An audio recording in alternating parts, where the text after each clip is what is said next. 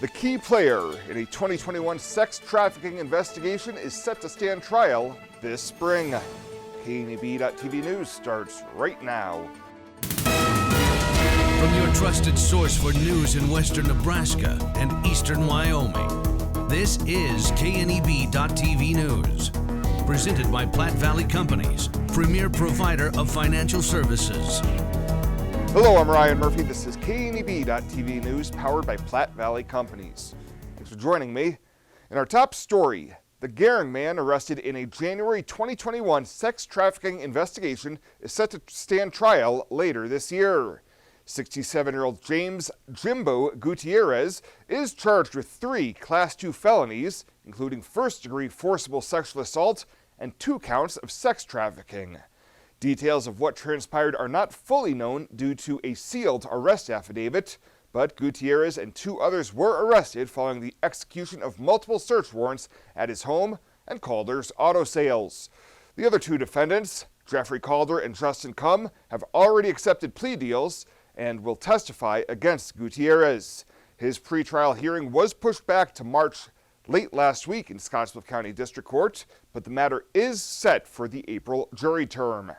Each count carries a 1 to 50-year prison sentence if he is found guilty. Sticking with the courts now, as a 34-year-old Scottsbluff man facing a litany of felony drug charges has had his case bound over to district court. Dustin Lenhart was arrested on Wednesday on a warrant charging him with possession of 15 grams of methamphetamine, 184 fentanyl pills, and 14 grams of heroin. When he was arrested, officers searched him and found an additional 66 grams of meth, more than 300 fentanyl pills, and another 22 grams of heroin. Lenhart will be arraigned on the charges this Friday in Scottsbluff County District Court. We'll have more news right after this. The journey of a dream becoming reality. When we're young, a dream develops into a passion. That passion continues to manifest and grows as you do. It becomes all you want to do and all you want to be. It gives you direction. It drives you. Then, your dream has become a reality. When that dream is ready to be reality, Platte Valley Bank will be with you every step of the way. My name is Angela and I'm with Langer Industrial Services. There's a huge technology part in metal, just with all the programs we use, running the scale and paying people, all the software. He does 24/7 ransomware monitoring, making sure the programs run smoothly, making sure everything's running properly. So it's nice to have Jeremy there to call when things go wrong. He's always there right away. He's, within 30 minutes he shows up. ERH Technology Solutions, we make technology work for you.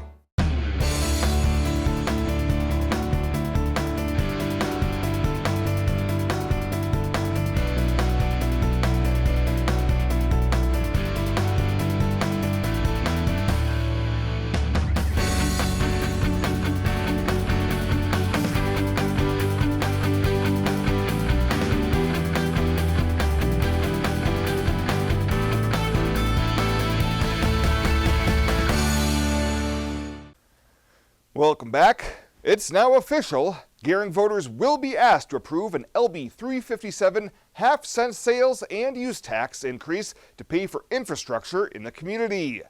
Last night, the Gering City Council voted 7-1 in favor of placing the question on the May primary ballot.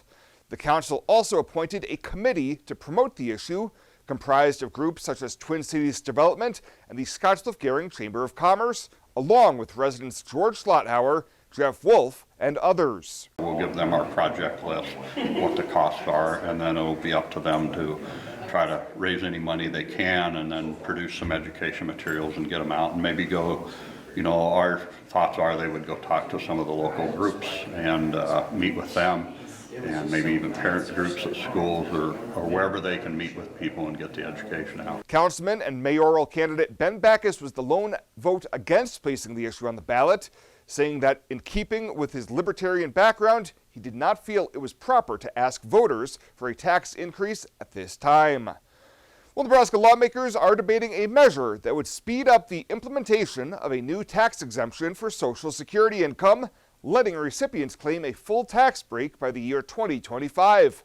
Lawmakers approved the exemption last year, but adopted a slower phase-in that would eliminate the tax by 2030. Some lawmakers, such as Omaha Senator Justin Wayne, questioned whether it was prudent to rely on October state tax revenue projections. Now, I do think revenues might be up a little bit, and we can keep moving this bill forward, but to not wait until February, which is literally around the corner, to have some of these conversations, I think, is not a fiscal responsible thing to do, and it sure is not fiscally conservative. The faster implementation was proposed after the state collected far more tax revenue than expected, leaving Nebraska with a general fund surplus of $412 million. And Gering's Legacy of the Plains Museum is putting together a speaker series to provide a venue to share the histories, stories, and events of our region. This series will include individual speakers, panels, and possibly town hall type interactions. The first speaker will be WNCC instructor Brian Croft, who will be familiarizing patrons with the areas that will be covered in this series. The first session is tomorrow at 6 p.m. at the museum. It's free to attend, but donations are welcome. Well, coming up from the break, Bill Boyer says lots of snow this morning, but what is in store for the rest of the week? Let's get your Tuesday evening forecast right after this.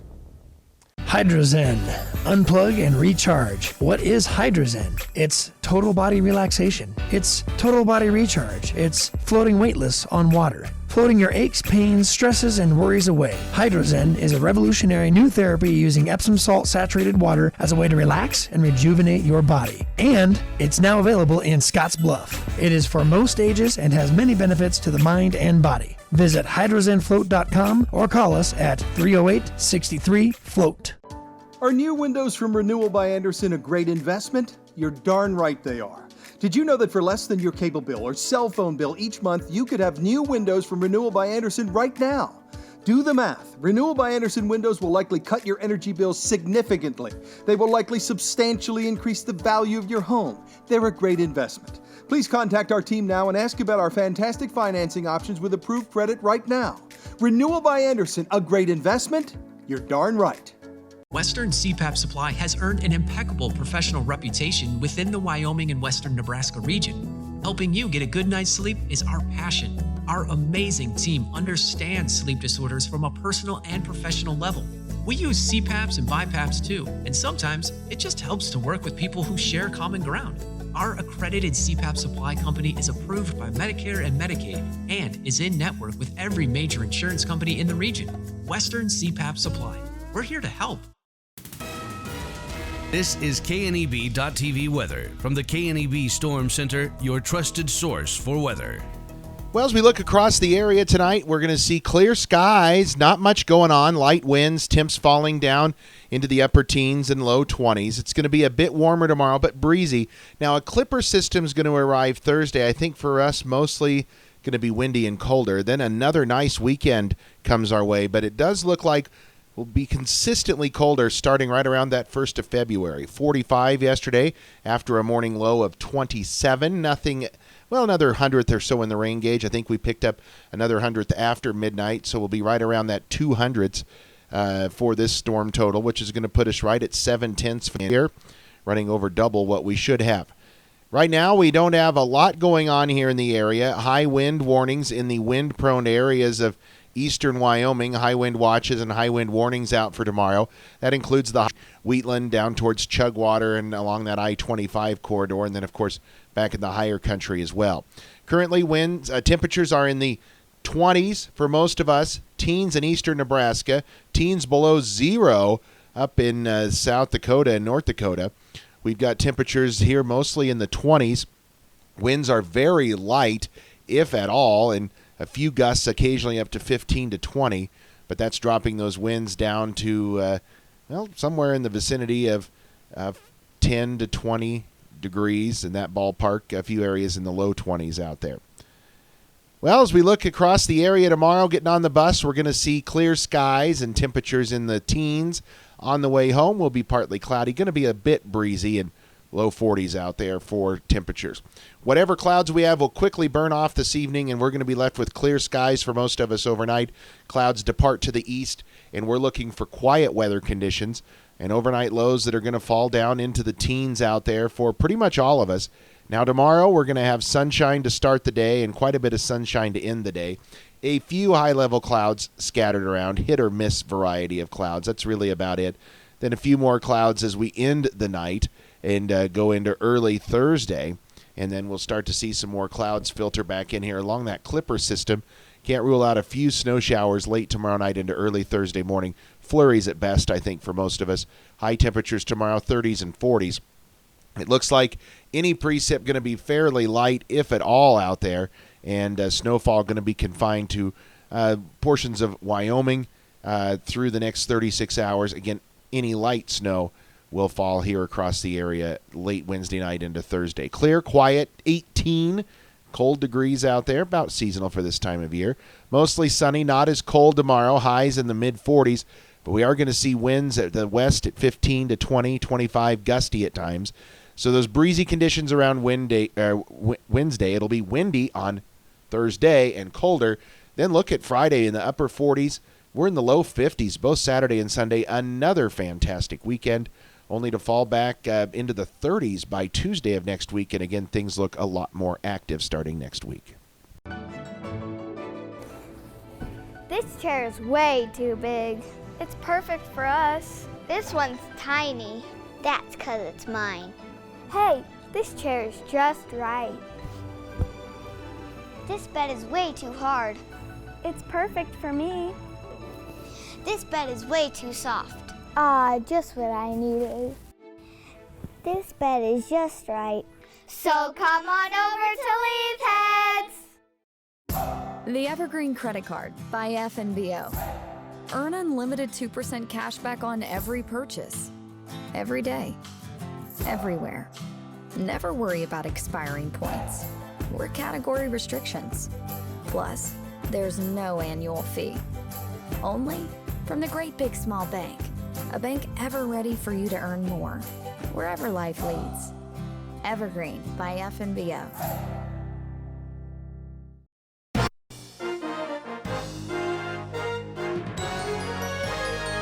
This is KNEB.TV Ag News from the FNBO Ag Desk. FNBO, the Great Big Small Bank. Inputs are turning into a big story in 2022, but will nitrogen or fertilizer and its rising costs play a role in this year's corn plantings? Jessica Groskopf, Nebraska Extension Ag economist, says it will come down to a producer-by-producer decision. And it's not just fertilizers. We're seeing shortages of inputs kind of across the board, and deciding what they're going to do. And that's going to be a challenge coming into 2022. And especially around here, I think the side piece to that is also the discussion of whether or not we'll have snowpack and have adequate irrigation. Groskopf says growers need to not only look at physical inputs, but their overhead as well.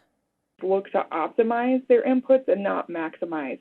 So as the cost of production goes up and as those inputs go up in price, we need to be looking for what the optimum application rate of that product is, and that we're ensuring that we're getting more bushels for each unit of application. At some point along that production curve, it will start to diminish, and it no longer becomes viable, basically, for them to apply any more of that product. And finally, is coming up with a good marketing plan. Yes, input costs are up, but commodity prices are also up. You know, our producers looking forward and considering what their marketing strategy is and knowing where their cost of production is today so that they can make some sales when they have that opportunity. Groskopf says other inputs farmers are having a hard time getting a hold of include glyphosate or Roundup, and they are obtaining it by paying high prices. She says don't be afraid to shop around for inputs and services this year. The Evergreen Credit Card by FNBO. Earn unlimited 2% cash back on every purchase. Every day. Everywhere. Never worry about expiring points or category restrictions. Plus, there's no annual fee. Only from the Great Big Small Bank, a bank ever ready for you to earn more, wherever life leads. Evergreen by FNBO. The Verizon family is full of frowns because they're spending too much for their unlimited data and phones, while the Viero family is all smiles because they're getting 4 lines of unlimited data with 2 free Apple iPhone SE for mom and dad and 2 free LG K31 smartphones for the kids, all for just $100 a month. They're saving so much, they're able to get Fido. Find out how you can too at Viero.com or your nearest Viero store. Viero Wireless, keeping you connected.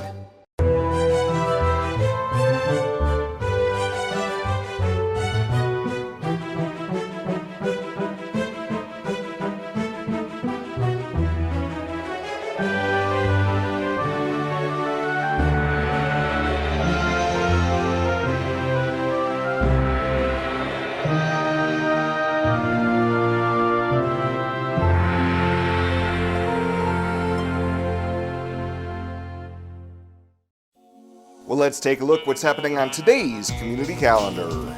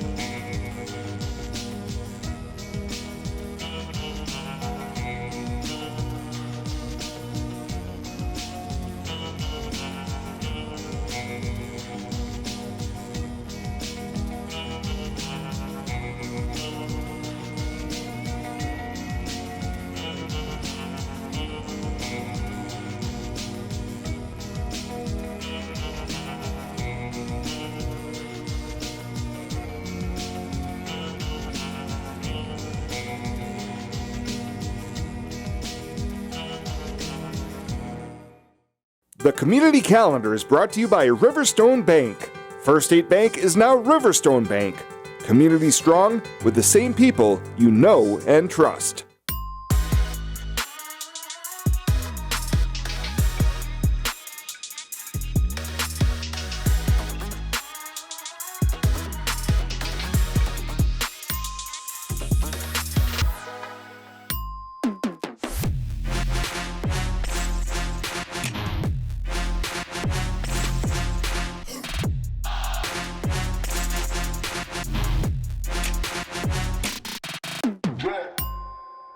Swipe right, swipe left, endlessly searching. Finding the perfect match isn't always perfect, but it can be when it comes to finances. Nora found the perfect business loan. Jenny opened her first savings account. Grammy loves her checking account. We found a match for Wilson Farms. The Sandersons were matched with a mortgage. Regardless of your financial situation, Platte Valley Bank will match you with the perfect solution. Find your match at Platte Valley Bank.